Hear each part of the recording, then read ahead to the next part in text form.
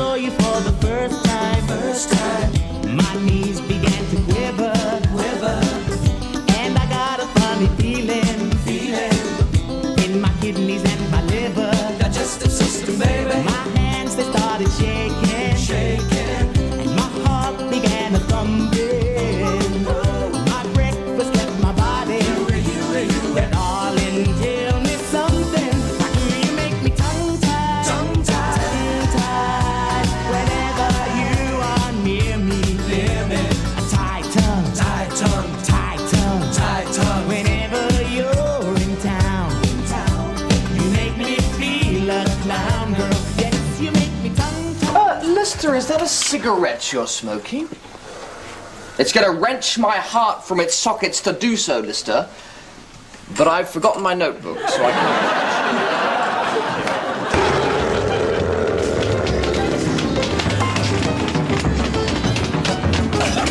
I don't believe I'm running away from a psychopathic curried man.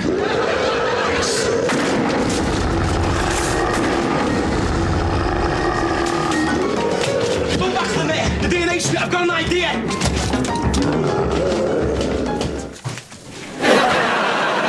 Smell? I can't smell any smell. Camphor wood.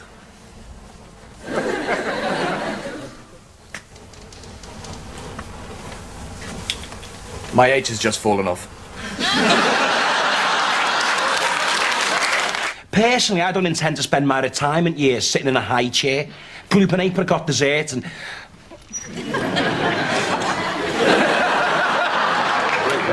And I think she fancies you. And what does that prove? She's not blind.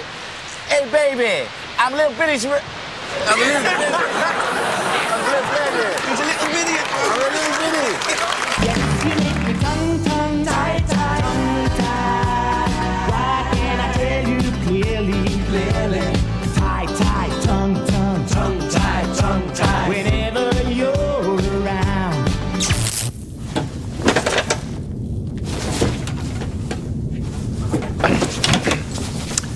Welcome once again to a brand new Smeg-Outs tape. Coming up, great handfuls of fresh Smeg-Ups, mainly from the first 3 series of Red Dwarf, some snippets from the recent Red Dwarf convention, the 10 more most asked questions about the series, a competition where you can win a night out on the town with Spearhead 3, and perhaps... What's that you say? You can win who in a competition? And for the first time ever, the complete, uncut version of the original Tongue-Tied song from Parallel Universe. Hey, Cheeseboard, I'm talking to you. You're giving away what in a competition? We'll talk about it later. No, we'll talk about it now. I'm not being a prize in a competition. I've got droid rot. I'm half-fladdled with silicate rickets. I should be in a hole being fed custard through a straw. Oh. So, let's start by going right back to the beginning. Some Smeg-Outs from the very first Red Dwarf.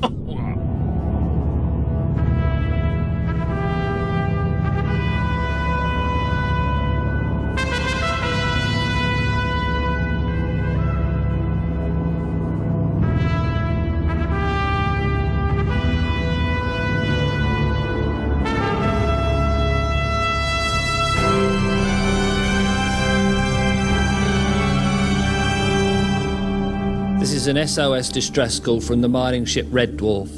The crew are dead, killed by a radiation leak.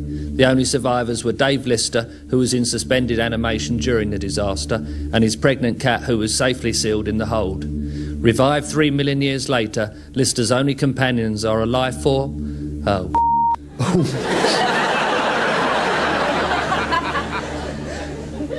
Sorry, I'm not usually rude. I was in love once. A Sinclair Perhaps the most... Am I fully restored? Over the millennia, we've had a lot of problems with animals. We've had chickens that wouldn't fly, rabbits that wouldn't hop. Thank heavens we never actually hired that constipated elephant. Remember Mr. Lister's pet cat? Take a look at this. Frankenstein. Oh, come on, Frankie.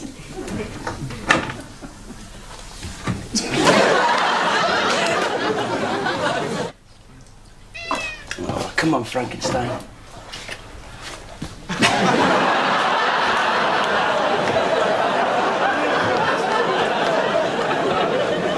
course, in some ways, animals can be more reliable and better behaved than their static cousins, inanimate objects. It's incredible! I can feel, I can touch, I'm alive, I can fondle, I can fiddle. I am alive!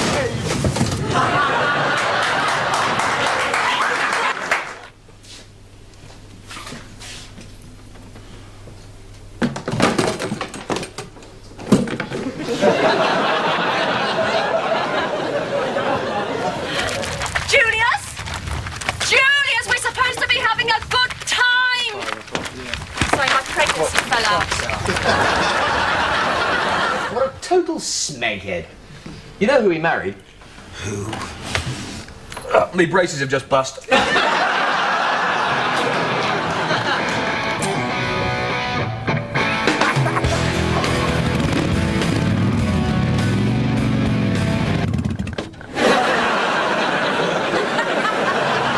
Well, we've looked at animals and machines. Now it's time to bring on the humanoids. I could never invent a sandwich like this, Lister. You see, all the ingredients are wrong. The fried eggs are wrong. That chitney? Where's it now? It's gone back down to the cargo bays, sleeping off a 4-course meal of and dyslexia. Turned into a sort of splodgy, squelchy thing and squidged off down the corridor. What is it? Some sort of... Maybe that's because you used to be Alexander the Great's chief eunuch. What are you doing? There's nothing off less to burn. Nothing else less to burn. This man can talk, you know what I mean? How is it possible to get 2 babies without a woman on board? And you said...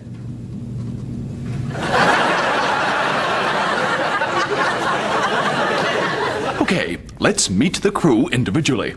First, Mr. Rimmer, who in layman's terms, in this next section, engages in failing to articulate the predetermined sequential order of previously absorbed notations from an earlier inbuilt set of clearly defined collection of verbalizations. Or, as Mr. Lister would say, he shags it up good and proper. You wanted to play the field? That's right. I told her I wanted to play the field. I told her that. I must have been mad. She thought I was great, and she was great. What? No, that's wrong. That's right. I told her I wanted to play the field. I must have been mad. Sorry, That's right. I told her I wanted to play the field. I must have been mad. She was great, and I thought she was great.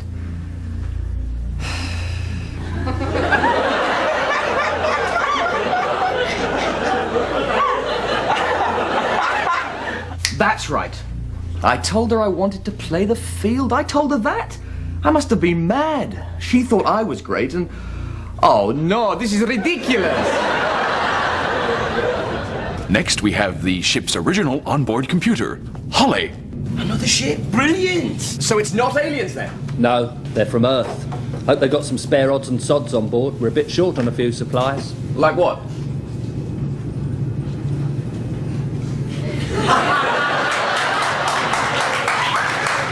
So it's not aliens then? No, they're from Earth. Hope they got some spare odds and sods on board. We're a bit fewer. So it's not aliens then? No, they're from Earth. And now Mr. Cat. Someone who Mr. Lister once said has the body of a cat with the memory of a goldfish. As I'm not fitted with bitch mode, I don't really understand that.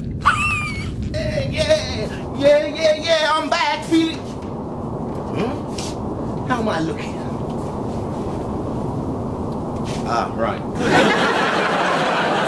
Look, just conserve your energy. Stan and Ollie will be back soon with the supplies. Meanwhile, let's just get some... Look, just conserve your energy. One more time. Look, just conserve your energy. Look, just conserve your energy. Stan and Ollie will be back...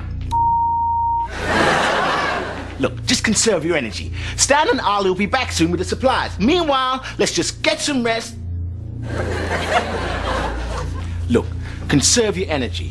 Stan and Ollie will be... Conserve your energy. Stan and Ollie will soon be back with the supplies. Meanwhile, let's just And And now Mr. Lister. In this next section, he was called on to play golf like a professional. Mr. Lister informed us all he could play golf quite superbly, so a stunt double wouldn't be required. Okay, cameraman, this is going to be as quick as a flash. I hope you're on your case, my man. Hope you're on your case. So let's get this one out. Freeze. Now, you'll notice Mr. Lister has adopted an unusual posture known in pro-golfing circles as the French lavatory squat. Note the rakish angle of the golf club, or stick as he preferred to call it. Now, let's watch that swing. I'm gonna go Marilyn.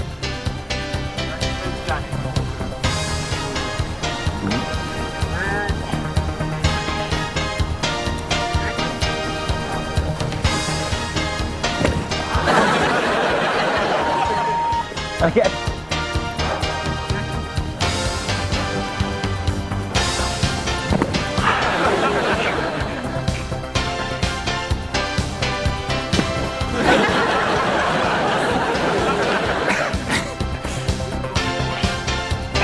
Okay, I got it now.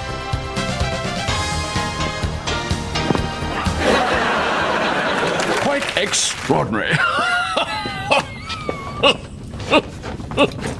What's going on, Crichton? That concludes the video log of the ship's inventory. Report ends. What's going on? Oh, I'm just downloading some spare part retrieval memo report invoice balance statements. You wouldn't be putting together a new Smeg Ups tape by any chance? Well, maybe. Just don't include that golfing sequence, okay? It's the angle it's shot from. Makes me look like I can't play. Oh, rest assured, sir, that unfortunate sequence remains our secret. All right. What's next? Sir? Next clip, ma'am. Is it the one with you forgetting your lines and having them typed on the back of the cassette? Or is it the one where you forgot your lines? I'm going to have a skywriter scroll them in blue smoke over the horizon. The next clip is rather unpleasant for you, sir. I've titled it Suffering.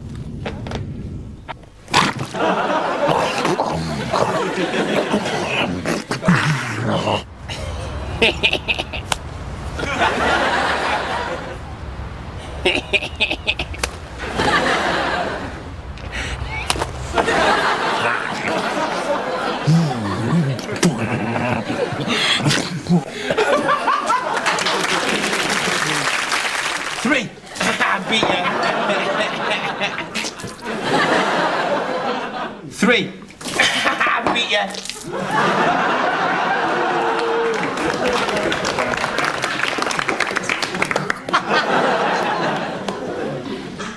Wasn't funny.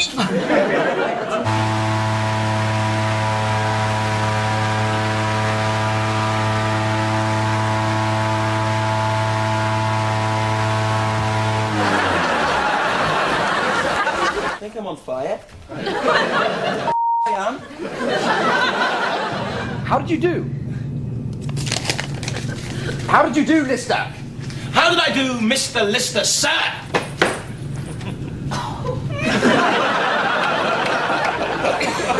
Brings it all back, man. I know, sir. It must have been terrible.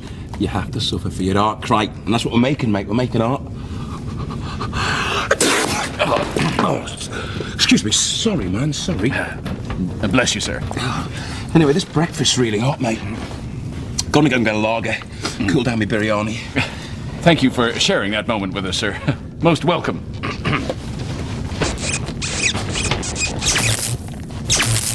Now, where were we? Ah, yes. It's a peculiar thing, but sometimes keeping a serious expression in a scene induces abdominal spasms known to humanoids as laughter. Observe. Lister, is that a cigarette you're smoking? No, it's a chicken. Are you sure?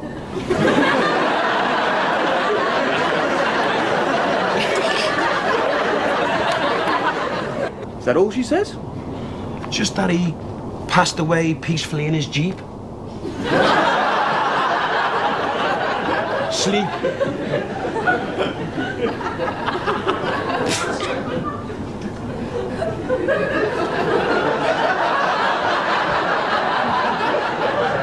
Well, I can't sit around here all day.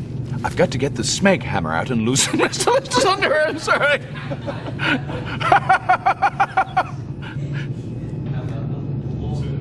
got to get out the Smeg hammer and loosen Mr. Lister's underwear. Well, I can't sit around here all day. I've got to get the Smeg hammer. Is it? Wait a minute. I've got to get out the Smeg hammer. Sorry, I'm not reading it right. Got to get over. I don't want to come there. It's not funny at all. It's puerile and stupid and very immature. Well, I can't sit around here all day. I've got to get out the Smeg hammer and loosen. I can't believe it. I haven't done this for so long. He told me that in a previous incarnation, I was Alexander the Great's chief eunuch.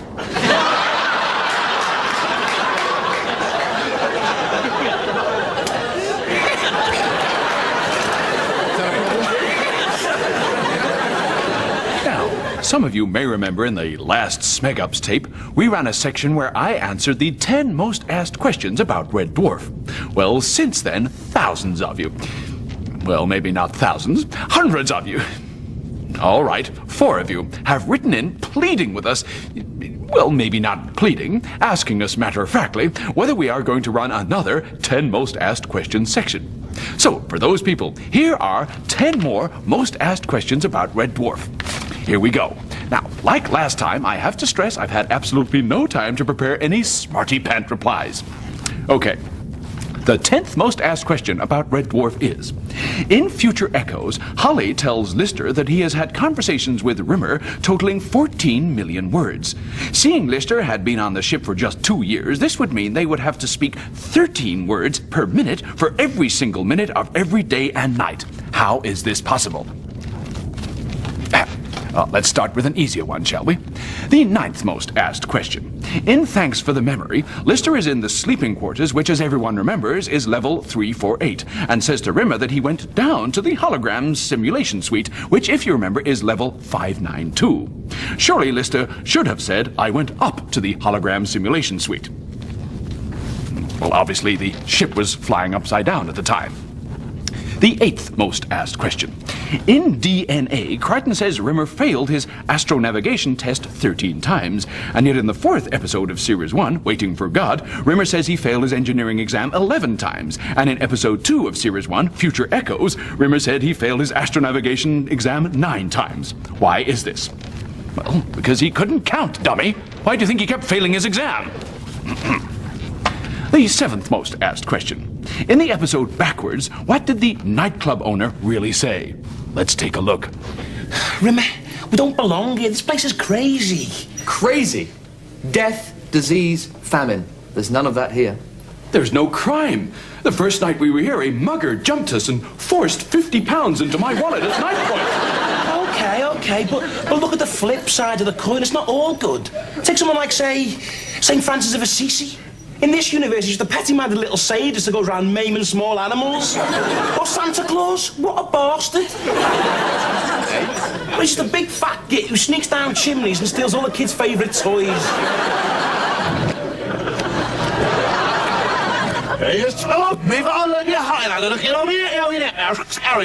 Fight? We didn't start any fight. What's he saying? I hear how gas salt metal now smart ship out with a he's kind of what you say the door I get the hot is not going out now when the search them all in this house this oh no you know my week and it's no it's more in their house here is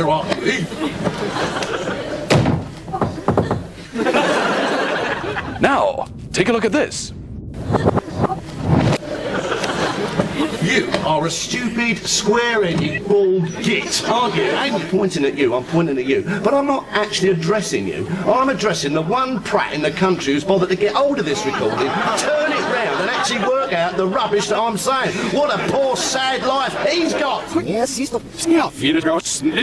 Frankly, your act's crap. Anyway, anybody could have done it. I hate a lot of you. Bollocks to you. Next question. The 6th most asked question about Red Dwarf. Throughout the first series, people who speak Esperanto are referred to as Esperantinos, and yet everyone knows the collective name of people who speak Esperanto are Esperantists. Can you explain? The 5th most asked question about Red Dwarf is... So stupid. The fourth most asked question. In show 1 of series 2, Lister says to Rimmer, "You are beginning to sound like my mum." And yet Lister claims to be an orphan, abandoned at birth.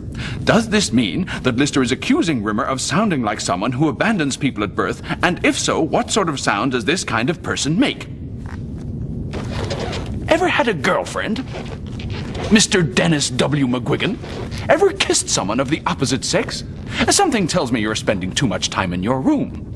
Wipe the drool off your Pamela Anderson poster, put on a clean anorak, and get out there and meet some women. The third most asked question. In Marooned, Lister sits in front of the fire, ripping out pages of the book Lolita and throwing them onto the fire. Rimmer tells him to keep page 61. Lister then tears out the left-hand page and keeps it. This means he was keeping page 60 because the left-hand page would have been even numbers. Why did he do this? Well, we'll ask him, shall we? I don't see why I should have to take the rap for all this. You sit down there, you look at the screen, and you answer the question. Why did you tear out the left-hand side page and not the right-hand side page? Hey, have you got an explanation? No, you haven't, have you? When? When you were marooned, when you were reading the Lolita book. Oh, I had the book upside down, so although it looked like it was the left-hand page I was tearing out, it was actually the right-hand page. Oh, I see. Oh, well, thank you. Is that all right? Yeah, that's fine. Okay. Anything else? No, that's fine. That's all. Okay. Thank you, sir. Yes, that's play with your toys. Thank you. Moving on. The second most asked question about Red Dwarf is, where do I write to get Red Dwarf merchandising and what is for sale? The website is www.reddwarf.co.uk. Here you'll find information on all the latest merchandise, as well as links to retail outlets. The Red Dwarf novels are available from all good bookshops. And most really bad bookshops, too. And now, the most asked question about Red Dwarf. In episode 4 of series 2, why does Crichton say all human cells have DNA, which is not true? Mature red blood cells in adult humans are hemoglobin-filled disc-shaped bags lacking their DNA organelles. I said it because I'm just a service mechanoid trained to clean lavatories. The exact content of human cells was something they obviously omitted to teach us at Toilet University. Okay! Skipper, I've decided I'm not going to stay. Why? Him and me, it would...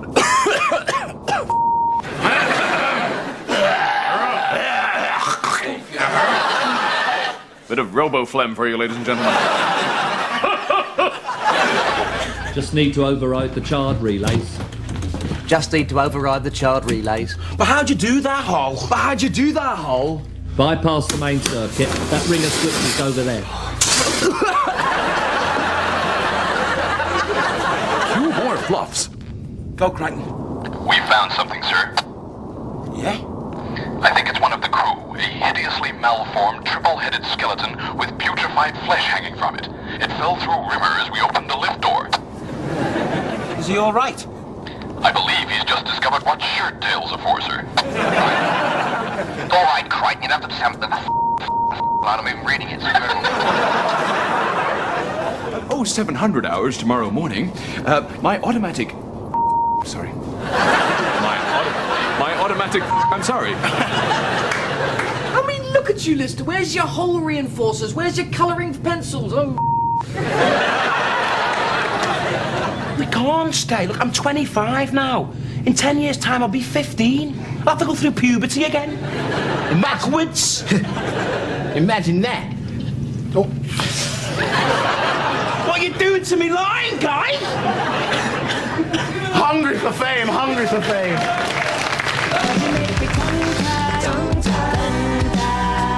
Whenever you are near me, I'm nummy, whenever you're in town. My trousers, they go brown, girl. Yes, you make me tongue-tied.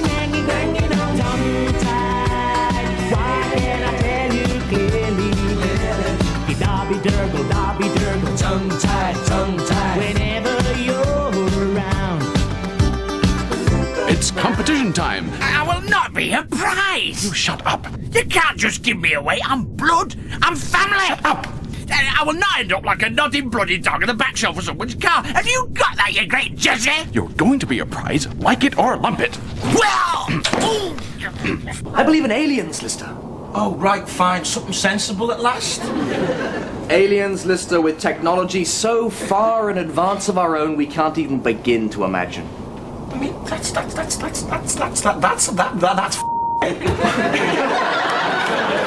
Under the influence of this psychedelic breakfast, he went on to attack 2 senior officers, believing them to be giraffes who were armed and dangerous. You better have a good reason for this, Rimmer, Lister. Blew that. But who cares? Let's soldier on. You don't know what love is. Oh, yes, I do, Lister. Love...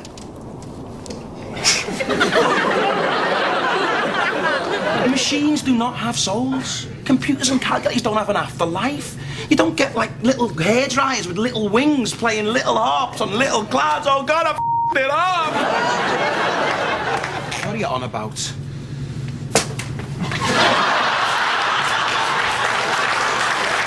It's good to know it's not just the crew who mess up during the recording of a show. Some of our special guests are known to do wonderful smegs, as we shall see. Stubbleless, suppleless, slobby, slobbiness, for God's sake, whatever that may mean, slobbiness.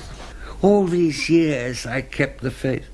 I wore the holy custard stain and the sacred gravy mark.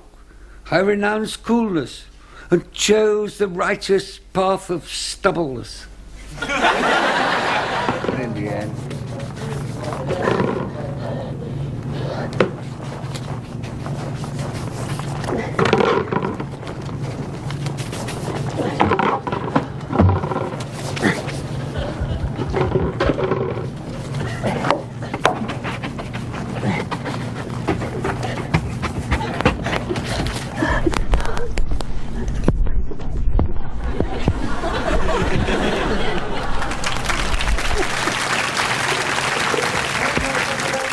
Incredible Career by Admiral A.J. Rimmer. I've read it 18 times, sir. What's your name, you little pipsqueak? Rathbone, sir.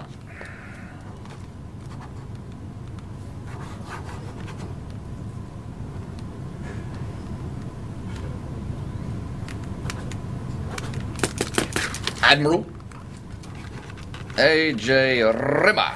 There you go, Milado. Thank you. Gosh, I'll be the envy of the Academy. You certainly will, you little git. Right. For Madam, lobster à la grecque. For Sir, a sausage and onion... No video would be complete without unseen footage. Cut from Series 3, this next section shows a game of strip poker played by myself, Mr. Cat, and Mr. Lister. Harmless enough, you might think. But I am losing rather badly. Okay, the 5-card draw. The juices are wild, and I'm in. 1 shoe. Me too. 1 necktie. Well, this isn't really fair. I'm a mechanoid. I don't have as many clothes as you. Hey, if you can't stand the heat, vacate the cooking area. In or out? Okay, I'm in. 1 head. Okay, I'll raise you. You're gonna bet your boxer shorts? 1 gold cap. It counts. I'm wearing it, so it counts. 1 handkerchief. Silk, hand-stitched. What about you, Crichton, or out? I've forgotten what my cards are. Oh, right. Okay, I'll throw my hand in. All right, Groovers? What's shaking? Just hanging, blood, just hanging. I had a message to give you. Oh, you've made me forget it now. What was it? It's gone clean right out of my head. It came in right, stayed there for a little while, then went straight out again. Was it important? It was quite, yeah. Never mind, change the subject, it'll come back to me. Okay, so whose bet is it? Still yours. Got it! I remember what it was now. Abandoned ship. That's what it was. You're all in mortal danger. Abandoned ship. I knew it'd come back to me. Most humiliating. Now let's pop over to the Red Dwarf Convention for a report from our team on the scene.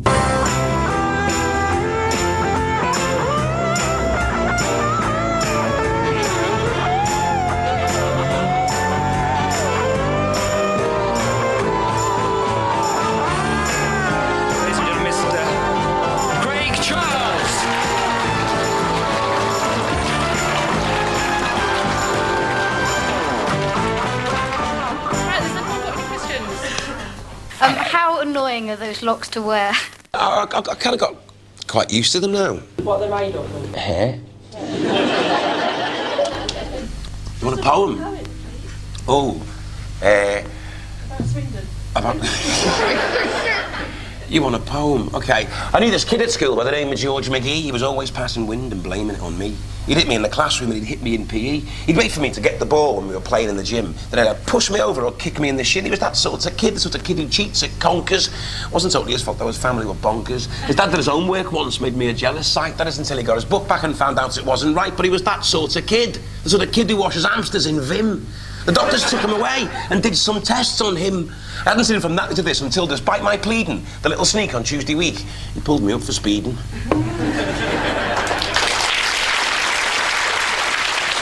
Has Holly survived from his computer rashes?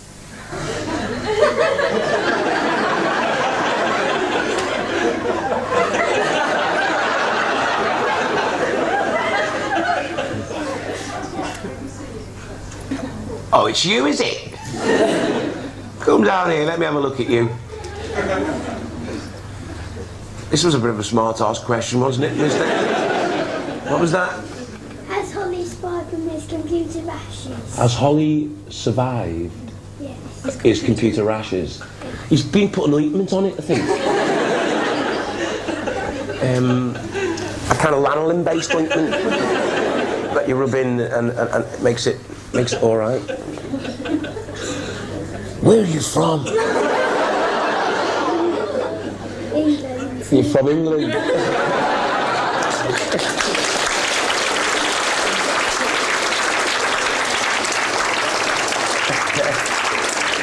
How do you say you're most like Lister?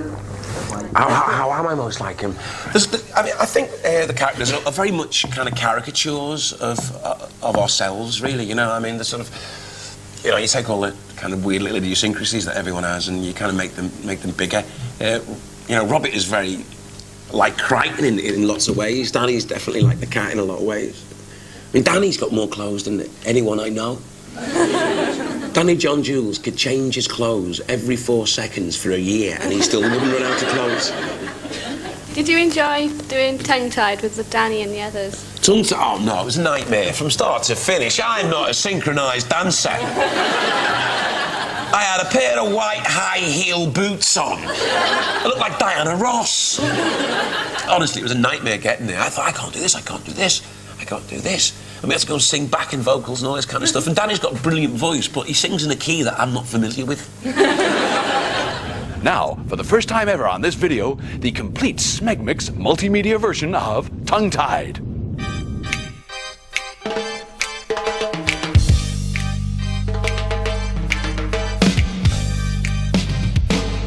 When I saw you for the first time, my knees began to quiver. And I got a funny feeling in my kidneys and my liver. Digestive system, baby. My hands, they started shaking, and my heart began to thumping. My breakfast left my body.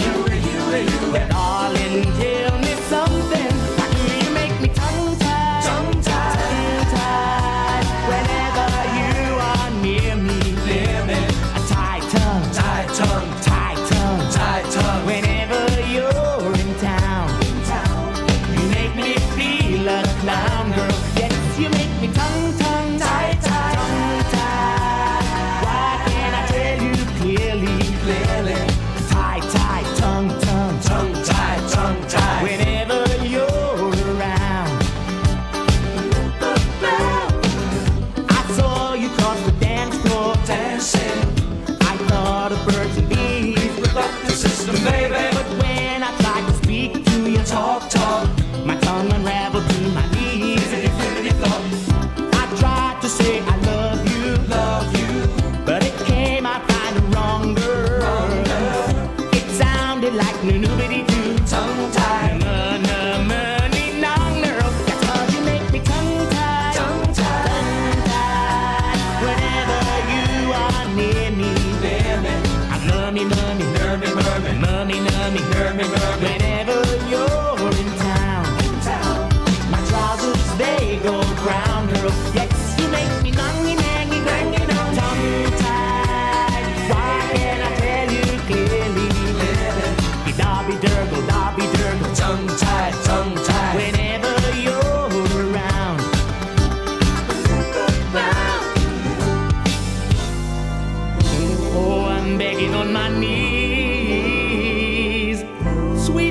darling, listen please.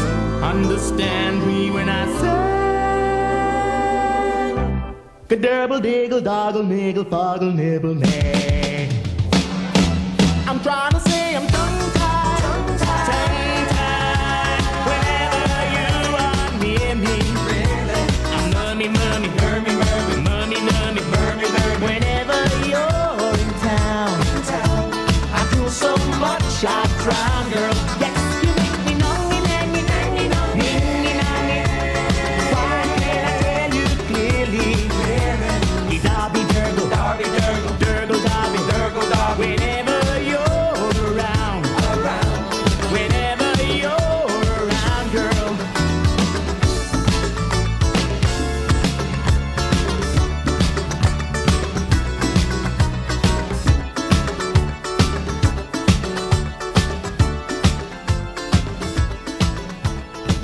Meanwhile, back at the convention, Yeah, I've got a dog called Poppy. You know the Cavalier King Charles, the bulging eyes, without you even having to give him a squeeze. And the dog coming up to you like that, I can't do the bulging eyes, coming up, doing all this, very excited, they're a very lovely dog, they give a lot of affection, they're lovely dogs, but she just frustrates me because I just think, what the hell do you want, Poppy? What do you want? If she could just come up and speak, just say, Norm, check this out. Can you put my Marty Feldman video on for me? And when you've done that, can you change the water in my bowl because there's a bit of dust on the surface? I don't like that, Norm. And don't just run the tap. Don't give me the first couple of feet. I want the stuff that's a mile away. When you've done that, Norm, take me for a walk round the block. I just want to do a wee, a poo. And Norm, when I'm doing a poo, don't stare at me.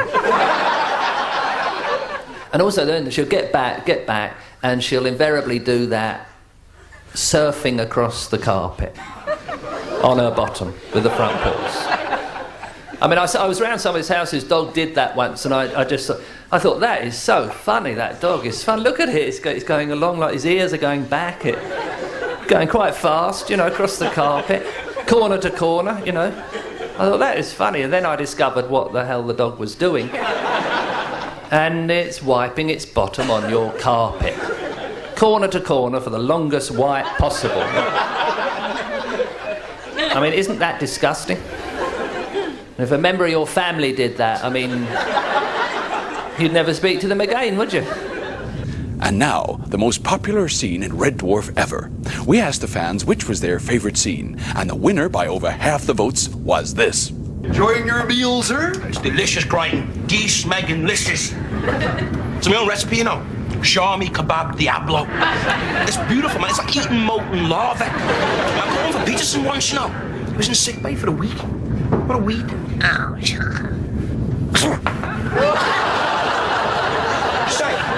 I didn't say anything, sir.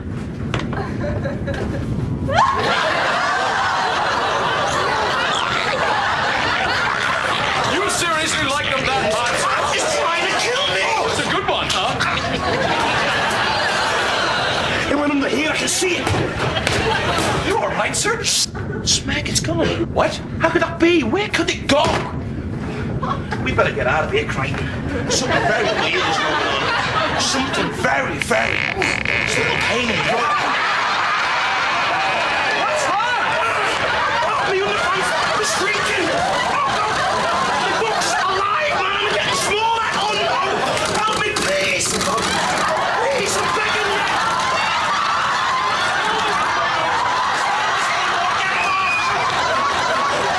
Pull it down.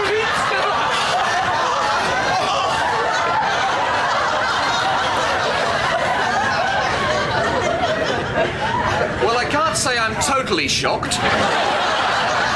You'll bonk anything, won't you, Lister? Right, the boxes, where are they? I threw them over here. You sure? There's nothing here, just the blanket and the pillows and the Snake! Snake! Snake! What the smeg is going on? I hate snakes. They freak me out totally, snakes. They are my all-time second worst fear, guy. What's your first? This?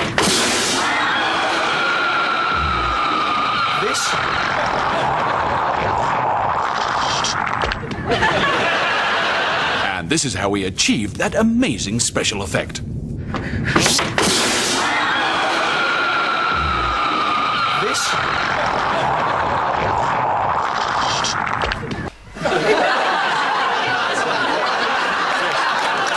Now, let's catch up with the Red Dwarf Convention. Do you believe you'll ever get to Silicon Heaven? And if you do, what do you think you'll find there? Oh, it'll be like a sort of Dixon's. A Dixon's showroom on a sunny day. Going on forever. A Dixon's superstore. Imagine that. Did you enjoy your experiences in America? In the American pilot? Yes. I had a different mask on then in those days, with a different mouth, which meant I could eat humanoid food, which is an extraordinary experience. And in America, they give you a lot of food on a big table. It goes on forever. And it's called craft services, and there's lots of men who come and replenish your Danish pastries and your nuts and your Coke. And you just spend all day eating. And then they say, would you mind coming to say a line? And you say, well, I'll just finish this croissant. And I'll just maybe take a shower, and then I'll talk to one of my many agents. And then I'll wander over in my limousine to the studio and say one line, and then I'll go home. And for that, I'm paid $43,000. Yes, I enjoyed it. 1 week. 1 week. Marvelous. How do you remember Space Corps directive numbers? They're written up on very large pieces of card for me. Do either of you have a favourite episode from Red Dwarf? Or scene? I like that scene with you. When Lister's underpants were shrinking was an extraordinary moment for both of us. And there was another moment when we were riding 4 horses in Gunman of the Apocalypse. Tell that story, because you make me sound like a right git. Gunman of the Apocalypse. It's a rainy day near Brands Hatch in Kent. 4 men sit on 4 horses. 2 of those men, Danny John Jules and Mr. Llewellyn, have ridden horses before. Due to their experience with riding horses, they know that they are capable of riding. They are also aware of the dangers. Mr. Christopher Barry has never ridden a horse before. It has no steering wheel. It's not fitted with an aspirated V8 engine, which is the sort of thing he's used to. Mr. Charles has never ridden a horse before. Mr. Charles has no fear. I will now do a very poor impersonation of Mr. Charles on a horse. Hey, let's hit it and see what happens.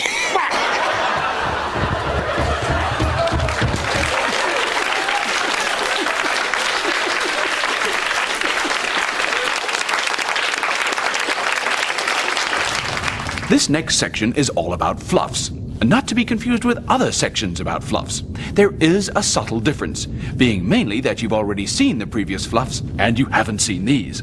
Look, astronauts in the olden days used to drink it all the time. You'll get used to it. Just pretend it's scrumpy. Why can't I drink the snow? Because the spectro scan says it's 98% water. No, it doesn't. It says 98%. Very prim, very proper, almost austere. Some people took her for aloof. Thought she was. I don't know, really. Lying's a vital part of your psychological defense system. Without it, you're naked. If you can't lie, then you can't.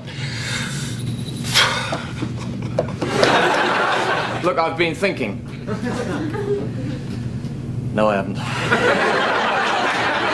Zapow, kersplat, gunyar, die in bed, you Trojan pig dogs, splash kaboom.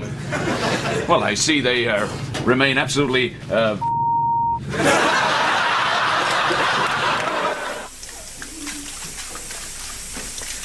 Ready? Stand by. She loves me. A crew of the caliber of Red Dwarf will never waste time messing about. There's simply too much to do. It's a question of get the job done and on to the next. Here are some fine examples of 4 beings operating as one well-oiled machine. Lister, it's going to rip my heart from its socket to do this, but I'm going to have to report you twice in as many minutes. Just running on to shop 25. You left it underneath the chicken soup. So let's tell me the position, She's right. The engine's core is about to melt down. We've got less than 10s, 15... Oh. We've got less than 15 to get out of here.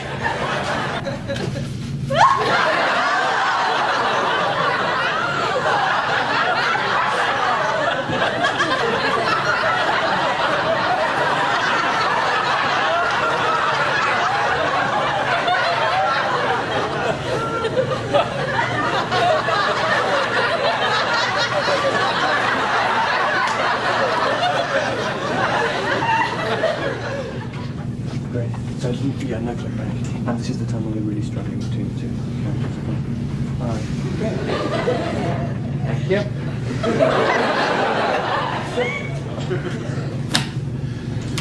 Who's the most unpopular man at the Borussia Mönchengladbach match? The man who shouts, "Give us a B!"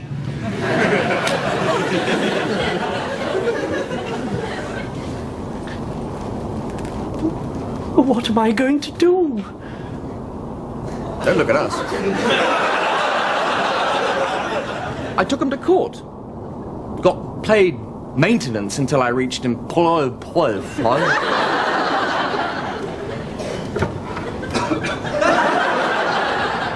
Well, that's it. So until next time, thanks for watching, and here's some final clips to go out on. Right, 0700. Time for his astronavigation revision. I'd better wake him I'm up. facing that way. I'm supposed to be facing that way. This is what you call a comedy hat. I didn't want to be a comedian. I always wanted to be a politician. But I thought if I was a politician... Recording. You sit down.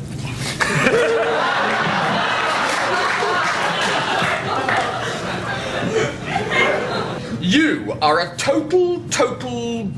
A word is yet to be invented to describe how totally whatever it is you are, but you are one, and a total one at that. All right, keep your hair on. I'm lucky if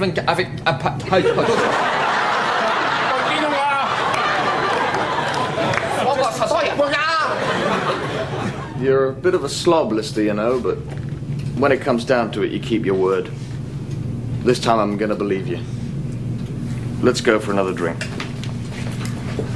Super.